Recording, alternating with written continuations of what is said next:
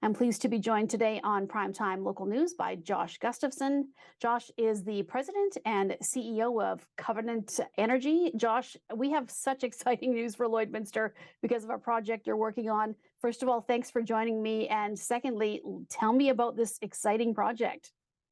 Yeah, it's my pleasure. Thank you for having me. But yeah, no, we're excited to announce our project. We are advancing a 9,000 barrel a day renewable fuels facility coming to the city of Lloydminster. Long and short of it, we'll be taking renewable feedstocks such as canola oil and producing renewable diesel, Arctic grade renewable diesel, and sustainable aviation fuel. So why Lloydminster?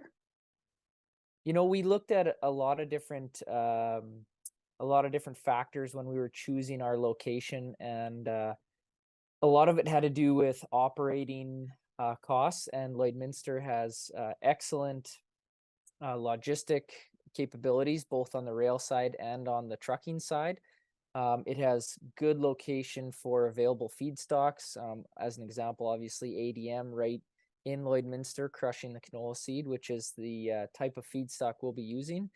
And then also obviously the labor force in Lloydminster was a big drawing card as well, knowing that there's very capable workforce up there in the oil and gas industry. All those factors combined made it a good choice for us to call Lloydminster home for this project. So how many jobs will this create, first of all, at its inception in the construction phase, and then long-term permanent jobs?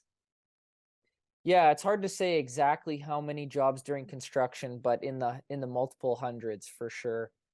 So it, you know, obviously it's small in scale compared to some of the big oil and gas infrastructure, like the upgrader just outside of Lloydminster.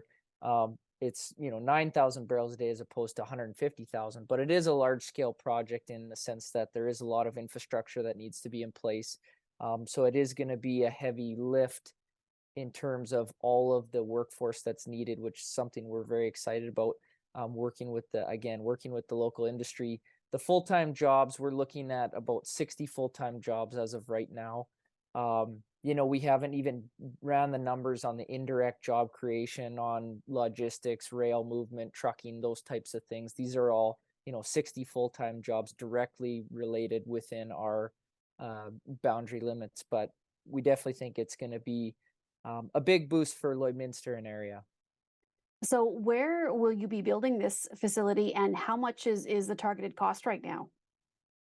So our land that we purchased is on the northeast side of Lloydminster, just north of the tracks, east of the golf course.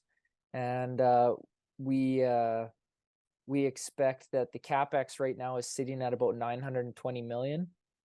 Sounds a little bit crazy to say when it rolls off, just rolls off your tongue so easy, a cool 920 million. But we've gone up in cost a little bit just because we did upsize the project in the last year. Obviously with inflation a little bit, we had to take that into consideration. But all in all, our project scope looks very dialed in, and we're really excited to continue move forward. When will we see construction start, and when do you expect everything to be up and running, Josh?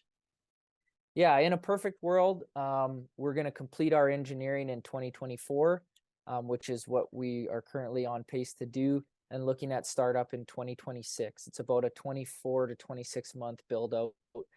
So it all depends on when we can complete that engineering and hit a positive final investment decision. But those are the current benchmarks right now.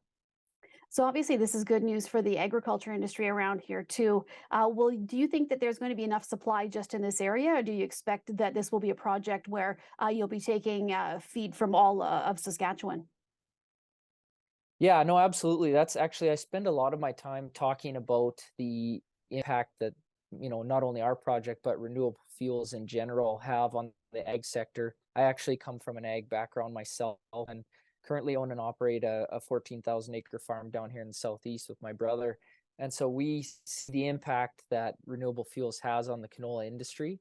And, we just think it's hard to even grasp how big it's going to be for the canola industry specifically. But we do expect to have a variety of options on the canola oil side. it's a little bit early to lock in just yet exactly how much and where it's going to all come from, but we do have discussions going with multiple different suppliers to keep our options open. And I'll just say that the discussions so far look very positive. Well, Josh, thank you so much for joining me today. I really appreciate it, and good luck with this project. Obviously, we'll be hearing from you a lot over the next few years, and thank you for choosing Lloydminster. It's just a great announcement for this community and for the province in general. So good luck with everything, and thanks again for speaking with us today. Thanks so much for having me. It was my pleasure.